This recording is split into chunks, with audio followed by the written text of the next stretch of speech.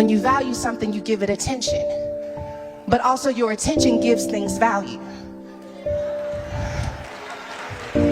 So you have to be careful, not just positively, but negatively as well. When you give attention to negativity, you get a return on that as well.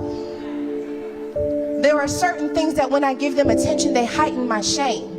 They heighten my insecurity.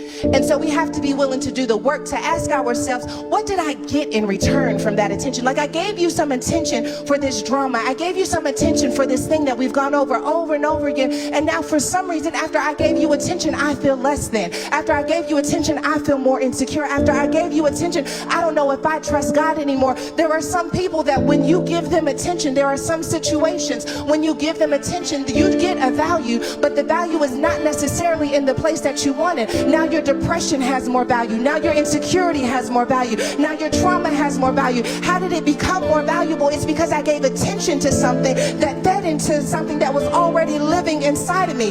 The only time that things really get under my skin is when there's already a seed that has been deposited in my life, and then someone comes along and they water a seed that was already there. And so what I have to learn to do is starve out the people who feed the things that make me more insecure, because I'm moving into a season in my life where I cannot afford to be double-minded. I gotta be stable in order to break this generational curse. I gotta be stable in order to build this business. I gotta be stable in order to walk with integrity. I gotta be stable in order to lead this church. I gotta be stable in order to be in ministry. And sometimes that means I gotta block some things out of my mind, because the only time I feel unstable is after I have engaged with you.